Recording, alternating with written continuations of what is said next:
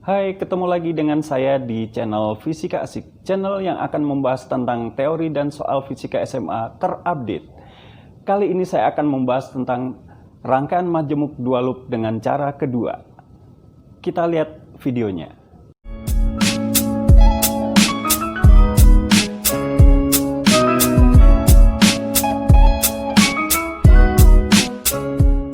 Kita mulai saja. Kita lihat di sini rangkaian majemuk dengan dua loop seperti yang sudah kita bahas di video saya sebelumnya. Di sini ada sebuah rangkaian di mana di sini saya beri nama titik. Di sini adalah titik A, misalkan di sini titik B. Data-datanya sama semuanya seperti video sebelumnya. R1 4 ohm, R2 2 ohm, R3 3 ohm. E1-nya 10 volt, E2-nya 12 volt.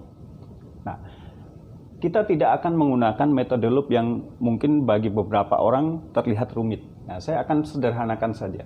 Tetap saja kita harus menentukan arah arusnya. Dari cabang B menuju A ini, yang lewat R1 ini arusnya adalah I1. Yang lewat R1. Yang lewat R3 di sini adalah I2. Dan yang lewat pada cabang AB yang melewati R2 ini adalah kita beri nama I3.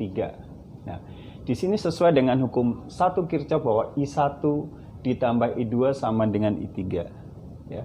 Nah, perbedaannya adalah kita menggunakan cara yang pertama adalah kita anggap ini sebagai rangkaian paralel. Dari A ke B di sini ada R1, R2, dan R3 yang paralel. Jadi kita hitung hambatannya secara paralel dulu. Masih ingat nggak rumusnya hambatan paralel? Ya, betul sekali. 1 per R paralel sama dengan 1 per R1 ditambah 1 per R2 ditambah 1 per R3. Betul ya? Nah, kita masukkan angkanya ini. 1 per 4, gitu kan?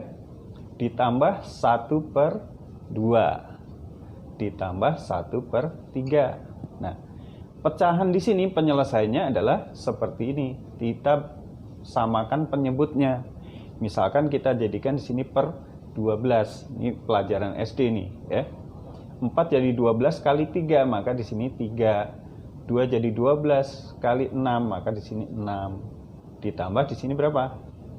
Betul, 4, ya. Nah, sehingga kalau kita jumlahkan di sini menjadi 13 per 12. Tapi itu bukan hambatan paralelnya, masih 1 per RP. Maka R paralelnya adalah dibalik 12 per 13 ohm. Nah, langkah pertama kita sudah dapatkan R paralelnya. Kemudian kita berlanjut ke langkah kedua, ya, langkah kedua, yaitu mencari apa? Beda potensial antara titik A dan titik B. Nah, rumusnya adalah di sini pakai rumus saja ini. E1 dibagi R. R-nya R yang mana kalau E1? Adalah R1 ditambah E2 dibagi R berapa kalau E2? Nah, R-nya R3 di sini, ya, per R3.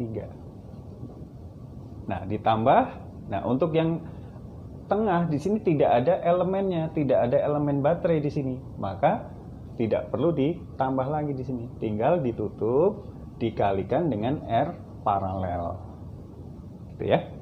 Nah, kita masukkan angkanya. E1 10 per R1-nya 4 ditambah E2-nya 12 dibagi R3-nya 3 dikali R paralel ini berapa? Dari hasil yang tadi ini, ya, kali 12 per 13. Nah, bisa aja kita hitung seperti itu berapa-berapa, tinggal kalikan. Tapi supaya mudah kita samakan penyebutnya jadi per 12. Arahnya ke sini nih, perhatikan ya. Nah, berarti ini harus dikali 3 jadi 30. Harus dikali 4 jadi 48 dikali 12 per 13. Nah, 12-nya bisa dicoret dulu, ini ditambahkan jadi 78/13 sama dengan berapa? 6. Karena VAB maka di sini volt. Nah, seperti video berikut yang sebelumnya, kita akan menghitung I1, I2, dan I3. Nah, caranya yang paling mudah adalah menghitung I3 dulu. Nah, I3 bagaimana? Ya, pakai VAB. Tetapi rumusnya adalah di situ V antara A dan B itu adalah I3 kali R2, hukum Ohm biasa. Ya. Nah, VAB-nya sudah ada, ini 6 volt ini. Kita masukkan di sini 6. I3-nya kita cari. R2-nya berapa? 2, ya kan? Maka I3-nya sama dengan 6/2, sama dengan 3 ampere. Ya. Nah, sekarang kita akan menghitung I1 misalnya. Menghitung I1 ya kita pakai rumus VAB juga. Nah, cuma VAB-nya di sini kita. Nah, VAB-nya kita pakai rumus E1 dikurangi I1 kali R1. Kenapa di sini dikurangi? Nah, kita lihat nih. Dari A ke B, arusnya dari B menuju A. Berarti arus ini berlawanan dengan arah AB. Maka di situ min I1 R1. Nah, VAB-nya sudah ada, itu 6. Sama dengan E1-nya 10 dikurangi I1 dikali R1-nya 4. Pindah ruas di sini 4 I1. 10 kurang 6. I1 berarti 4 dibagi 4. Berapa? 1 ampere. Ya, itu untuk I1-nya. Nah, untuk menghitung I2 tidak usah pakai cara lagi. Kita tinggal masukkan hukum 1 Kirchhoff. I1 ditambah I2 itu sama dengan I3. I2 berarti I3-nya berapa? 3 kan? Dikurangi I1-nya berapa? 1 di sini. Maka I2-nya adalah 2 ampere.